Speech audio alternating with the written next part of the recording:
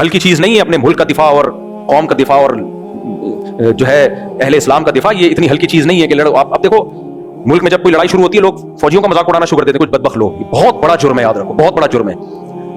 ऐसे मौके पे जब जंग हो रही हो ना, जंग, उस मौके पे कोई मजाक उड़ाए ना अपने फौजियों का, 100 इख्तलाफात तो हमें भी हैं, मैं बयान भी करता रहता हूं। जंग के मौके पे कोई सहाफी ऐसी बात कर रहा है जिससे नेगेटिविटी फैल रही है, समझ लो ये मुल्क का गद्दार है।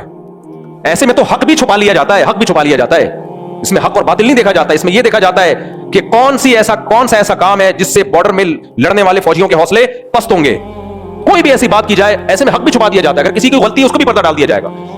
मिसाल के तौर पर कोई कमांडर मैदान में खड़ा हुआ फौजियों को हुक्म दे रहा है कि आगे जाओ, कोई दूसरा आके बोलता है कमांडर तो 2 नंबर आदमी है। यार अब कहने की क्या जरूरत है? इसका मतलब ये हो कि आप अमीर की इताअत उसके दिल में उसका जज्बा कम कर रहे हो, तो ये तो डिमोटिवेट होंगे, यार मैं 2 नंबर आदमी की इताअत हम कर रहे हैं। भाई उस मौके पे जब जंग होती है, इमरजेंसी होती है, उसमें सब ने मिलके फौजियों का हौसला बढ़ाना होता है और सब ने मुत्तहिद होकर दुश्मन का मुकाबला करना होता है। चाहे सोशल मीडिया पे करें, चाहे मैदान जंग में, भाई सारे इख्तलाफात एक तरफ, लेकिन हम अपने मुल्क के साथ हैं। तो इसलिए मेरे भाई लड़ाई में जो है ना मुत्तहिद हो जाया करो और ये कोशिश किया करो यार हमें भी मौका मिले बॉर्डर पे जाने का। बॉर्डर पे लड़ाई हो, फौजी कमजोर पड़ रहे हो, हर नौजवान का जज्बा होना चाहिए मुझे भेजो यार। बाकी जब जंग खत्म हो जाए फिर लड़ो आपस में, वो तो हम लड़ रहे हैं, अल्लाह का बड़ा फजल है, सियासी लड़ाइयां भी होंगी, वगैरह वगैरह भी होगा, तो फिर लड़ो आपस में। दुश्मन के सामने क्या है? ये जो लड़ाइयां हो रही है ना, ये इन लड़ाइयों के पीछे इसराइल और इंडिया है। समझ में आ रही है बात?